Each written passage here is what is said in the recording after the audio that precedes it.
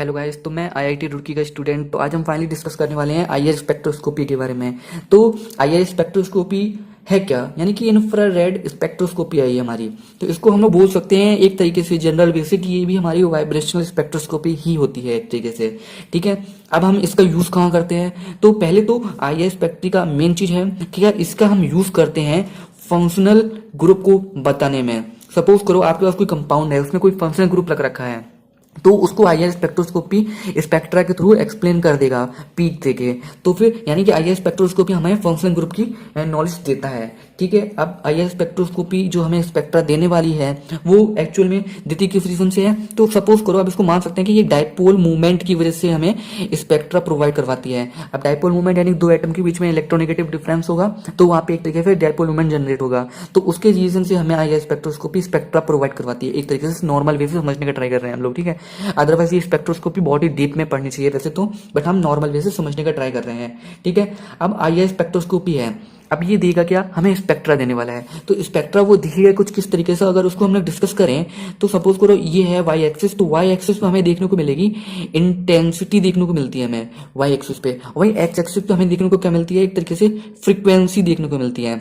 अब ये फ्रीक्वेंसी हमें देखने को मिलती है एक तरीके से सेंटीमीटर इनवर्स। आप कहोगे ये फ्रीक्वेंसी की यूनिट तो एक तरीके से अलग मान लोगे और ये सेंटीमीटर इनवर्स को लिख रखा है। तो एक्चुअली में ये है क्या? वेव नंबर है हमारा और कुछ नहीं है, इसको समझ लो। लेकिन हम लिख देते हैं एक तरीके से फ्रीक्वेंसी। अभी हम आपको इसको समझाने का भी ट्राई करेंगे नॉर्मल वे से।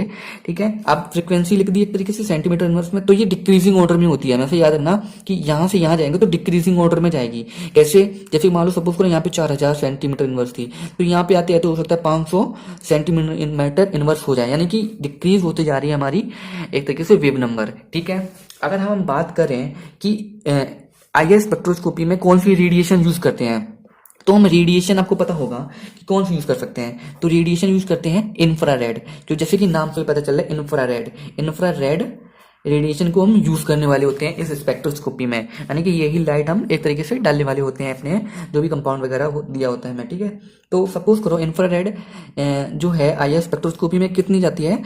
2.5 से हमारी जाएगी ये 25 तक। ठीक है, इतनी जाती है हमारी रेडिएशन, और ये है क्या? वेव नंबर में है हमारा, सॉरी वेव लेंथ में है हमारी, ये हमारी वेव लेंथ में है। ठीक है, लेकिन अगर आप लोग बताइए, जैसे ग्राफ में हमने फ्रीक्वेंसी यानी सेंटीमीटर वेव नंबर के रेस्पेक्ट में लिख रखा था, सेंटीमीटर इनवर्स के रेस्पेक्ट में लिख रखा है, हमने यही वेव लेंथ यहाँ पे एक्स एक्सिस में क्यों नहीं लिख दी 2.5 से 25 तक?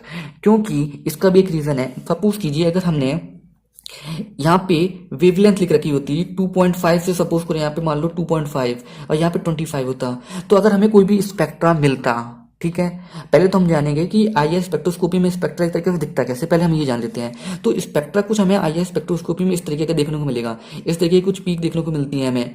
ठीक है, कुछ इस तरीके से पीक देखने को मिलेंगी हमें आईआर स्पेक्ट्रोस्कोपी में। ठीक है, तो फिर अब मान लो हमने कहा कि वेवलेंथ हमने लिख लिया, तो अगर हमने वेवलेंथ के रेस्पेक्ट में लिखा तो फिर 2.5 से 25 रेंज जो है बहुत ही कम है। तो अगर हमारे पास कोई भी मान लो स्पेक्ट्रा आता है फंक्शनल ग्रुप का, मान लो एक कोई भी कंपाउंड में एक या एक से ज्यादा मान लो फंक्शनल ग्रुप लग रखे हैं, सपोज कर लो, तो उनका जो स्पेक्ट्रा मान लो आता है तो बहुत ज्यादा कंजेस्टेड आ जाता है, तो आप समझ ही नहीं पा रहे हो कि कौन सा स्पेक्ट्रा किसका है।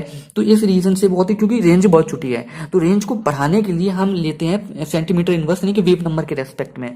तो फिर अगर हम बात करें, इसको कन्वर्ट कर ले सकते हैं, जैसे कि आपको पता होगा एनर्जी हमारे इक्वल टू होती है एच म्यू के एक तरीके से। ठीक है, तो म्यू हमारी इक्वल टू हो जाती है सी बाई लैम्डा के, है ना, फ्रिक्वेंसी। तो अगर हम चाहें इसको लिख सकते हैं वेव नंबर के रेस्पेक्ट में क्या हो जाएगा 1 लैम्डा एक तरीके से होती है। ठीक है, तो अगर हम इसी रेंज को जो इंफ्रारेड रेडिएशन डाल रहे हैं 2.5 वाले को सपोज कर लिख दिया 1.5 इंटू 10⁻⁶ लिख दिया और मीटर लिख दिया। अब मीटर को भी हम कन्वर्ट करेंगे सेंटीमीटर वगैरह में, तो इसको जब कैलकुलेशन करेंगे तो हमारी अप्रोक्स 4000 सेंटीमीटर इनवर्स आ जाएगी। ठीक है, जब हम 2.5 का यूज कर रहे हैं, और वहीं पे जब हम 25 का यूज करेंगे तो हमारी आ जाएगी 400 सेंटीमीटर इनवर्स। ठीक है, तो इस रीजन से जो ये ज्यादा है और ये कम है, तो इस रीजन से ज्यादा से कम की तरफ हमारा सेंटीमीटर में वेव नंबर लिखते हैं, जो हम ग्राफ में लिखते हैं हायर टू लोअर की तरह। ठीक है, तो आपको एक चीज भी जाननी जरूरी है कि जहां पे हमारी वेव नंबर ज्यादा है तो वहां पे क्या कम होगी?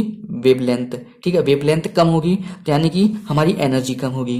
ठीक है, एनर्जी ज्यादा होगी, वेवलेंथ कम होगी तो एनर्जी ज्यादा होगी, और वहीं पे अगर वेव नंबर ज्यादा होगा तो एनर्जी भी ज्यादा होगी।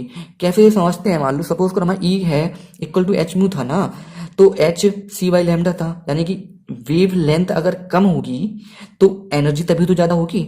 और वहीं पे हमें पता है कि ये जो है एक तरीके से वेव नंबर के इक्वल है, तो मानिए कि इसको एक तरीके से लिख लें, अगर हमें एच म्यू एफ लिख दें मान लो सपोज करो, तो ये ज़्यादा तो हमारी एनर्जी ज़्यादा हुई एक तरीके से। ठीक है, ये समझने के लिए लिखा है, फिर वैसा वैसे मतलब कि समझने के लिए ट्राई किया हमने। तो वेव लेंथ अगर कम होगी तो एनर्जी ज़्यादा होगी, तो वेव नंबर अगर हमारा ज़्यादा होगा तो फिर एनर्जी हमारी ज़्यादा होगी। तो यहाँ पे हम वेव नंबर के रेस्पेक्ट में लिख रहे हैं, यानी कि अगर वेव नंबर ज़्यादा होगा तो हमारी एनर्जी भी ज़्यादा है, यानी कि ठीक है। तो इस तरीके से हमने आज इस चीज़ को समझने का ट्राई कर लिया है। तो फिर हम नेक्स्ट वीडियो में जानने का ट्राई करेंगे कि फिंगरप्रिंट रीजन क्या होता है, पर्सनल ग्रुप रीजन क्या होता है, स्ट्रेचिंग फ्रिक्वेंसी क्या होती है, वाइब्रेशन फ्रिक्वेंसी क्या होती है, बेंडिंग क्या होती है। इन सब चीज़ों को हम नेक्स्ट वीडियो में कवर करेंगे। तो हम धीमे धीमे करके पूरी आई स्पेक्ट्रोस्कोपी लिटिल बिट जानने का ट्राई करेंगे। वैसे तो आई स्पेक्ट्रोस्कोपी के लिए बहुत सारी चीज़ें पढ़नी होती हैं, आपको पढ़नी भी चाहिए अगर आपको ज़्यादा इंटरेस्ट है। अदरवाइज आप ये नॉर्मल वीडियो देख के हल्का बहुत समझ सकते हैं कि हाँ आई स्पेक्ट्रोस्कोपी होती क्या है, क्योंकि अगर मैंने डीप में पढ़ाया तो हो सकता है कि आपको समझ ना भी आए। इस रीजन से हम ओवरव्यू लेने का ट्राई करेंगे, जिसमें हो सकता है कुछ मिस्टेक मेरे से भूल जाए, तो उसको आप कमेंट कर सकते हैं, बता सकते हैं। ठीक है, तो मिलते हैं नेक्स्ट वीडियो, और सॉरी फॉर एनी मिस्टेक। तब तक के चैनल को सब्सक्राइब कीजिए। Thank you friends.